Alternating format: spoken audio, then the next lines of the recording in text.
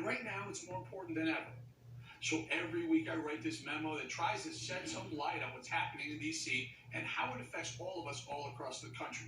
You should know I've spent 15 years on TV analyzing politics. You should also know I began my TV career as a financial commentator after spending the prior 18 years in the game, so to speak. After a couple of years of getting knocked around in professional baseball, I developed an oil and gas trading business. I know a thing or two about markets, oil, and geopolitics. I've navigated the 1989 stock market crash, the 2007 economic meltdown, and numerous other crashes. I left the lucrative world of finance for a love of TV. I only want to, and I only promise to bring you honest reporting. You won't come back if you don't trust what I'm saying is true. You may disagree or agree with me, but if I'm truthful and honest in my opinions, I've proven over the years you respect that and tune in. Now that said, the U.S. economy is very strong, very capable of handling the coronavirus. Our banking system was fortified in the 2007 crash, and that really matters. Italy never capitalized their banks in 2007. That's why Italy is on the ropes now. Let me be clear. Coronavirus will get worse before it gets better, no doubt. But it will get better.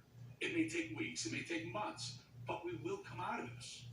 The markets got roiled this week due to fear and panic. 1,000-point swings in the Dow Jones Industrial Average were uncalled for.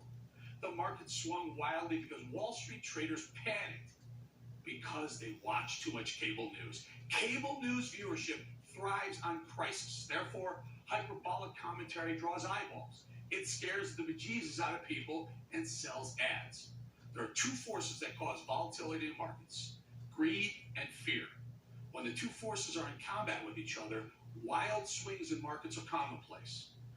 Look at this. In Australia, there's a run on toilet paper.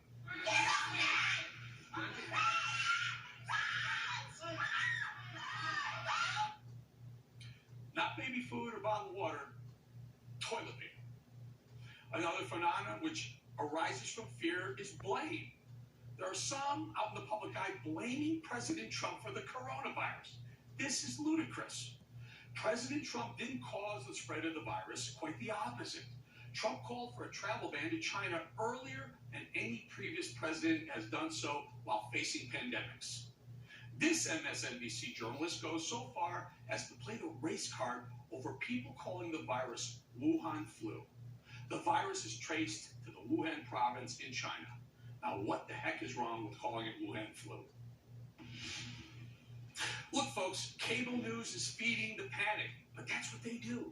They're simply doing what they do best, overreacting to it on TV so you panic and continue to tune in. Look, watch the news, but please take cable news reports with a grain of salt. They play on your fears because that's their business model. Again, I'm not downplaying the virus at all. It will get worse before it gets better, but let's use some common sense. Let's be voracious, not voracious. Go to the CDC website. Sirius Satellite Radio has channel 121 is dedicated to the coronavirus. Plan, don't panic. Tone it down, liberal media. Your fear of Trump is presenting itself in the way you report the news. You deliver the news with a ton of opinion. Just when we need the news, sounds opinion more than ever. U.S. Surgeon General Vice Admiral Jerome Adams is with me to discuss the latest on the coronavirus or COVID-19. Thank you for being here, General. Good to see you again. Full disclosure, you and I have worked together on other projects. We've known each other for quite a while. Absolutely. Good to be here. General, I listen to the media. I watch a lot of the hype going on. Can you give us a sense of how much of what we're hearing on TV is real and how much is, I won't say fear-mongering, panic. Let's call it that. Well, there's a lot of misinformation out there, and I appreciate the opportunity to clear some of it up. It's important for folks to know that the novel coronavirus originated in China, but it's really from a family of viruses that include everything from the common cold to MERS and SARS. And we've successfully dealt with these in the past.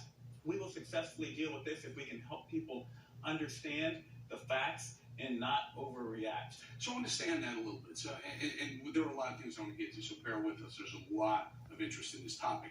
It originated in China. Yes. A lot of people are saying it may have been a biological weapon that potentially may have leaked out of Wuhan. We know Wuhan, the province in China, is where the Chinese developed some of their weaponry.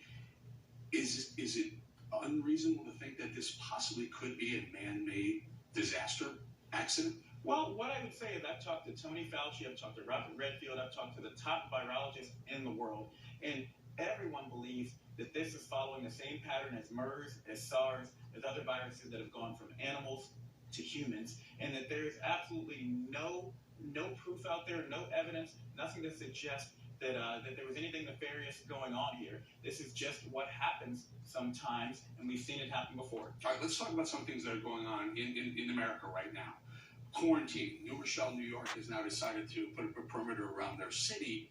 Seemed extreme. Is it smart or overreacting on their part? Well, it's important for people to know that we are shifting from a containment to a mitigation posture right now in this country.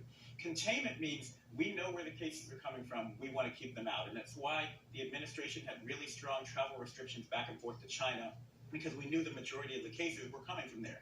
Well, now the majority of cases are coming from Europe, from Italy, from Japan, from South Korea, and from all over the world. And we can no longer expect to hermetically seal the United States. So we're shifting to a posture of making sure communities know how to deal with cases when they do find them. And so that's why you see places that are affected like Seattle, like California, and like New York, talking about closing schools, talking about pulling down. These are good ideas, sir.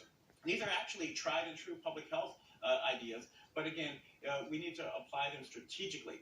We don't need to do them everywhere, but everywhere needs to have a plan for really tamping down cases if you do see. So let's stay on that. Closing schools, I get it, or we're talking about possible sporting events not having spectators. Mm-hmm. I even understand that. You don't want a lot of close contact, people yelling, it could spread a virus. I get that. But when a town or a municipality puts a ring around themselves, a border around themselves, have they gone too far? Well, one of the things I would point out is the response in China. And China went from having by far over 95% of the cases in the world, the majority of cases, to now having just a few cases, double digits each and every day. And they did it with aggressive posturing. Can I interrupt you? Yes. Do you believe what's coming out of China, the numbers? Well, we believe what's coming out of China now. We knew that we had trouble getting information at first. Secretary Azar, the president, the vice president have worked very well with them, and we feel much better about the numbers there. One thing that I will say is that I do believe their cases have come down dramatically. Final question before we let you go. These things are in major demand. They're sold out on every shelf, every Walmart, every Target. Amazon sold out of these. They're everywhere. The hand sanitizers you can't get gloves. You can't get rubbing alcohol because people realize you can make hand sanitizer with rubbing alcohol and aloe vera gel. Mm-hmm. All these things are sold out. I guess as companies come up to speed, we'll get that back. Are they effective? Well, what's more effective is good old-fashioned soap and water.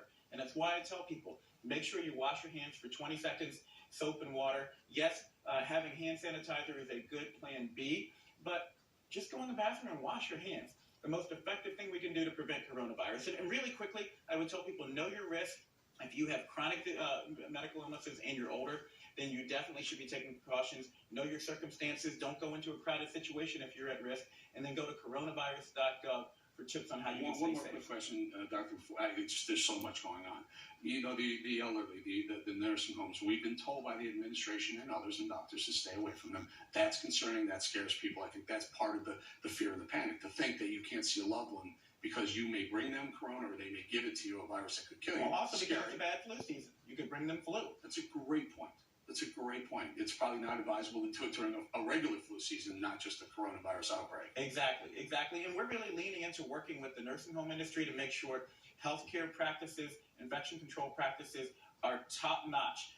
We send in thousands of CMS officers to help boost inspection in nursing homes. We want to make sure we're protecting our most vulnerable. Surgeon General, Dr. Jerome Adams, thank you very much for joining me, and good to have you, sir. Good to have you. Corona elbow. Absolutely. Good to see you, sir. Thank you.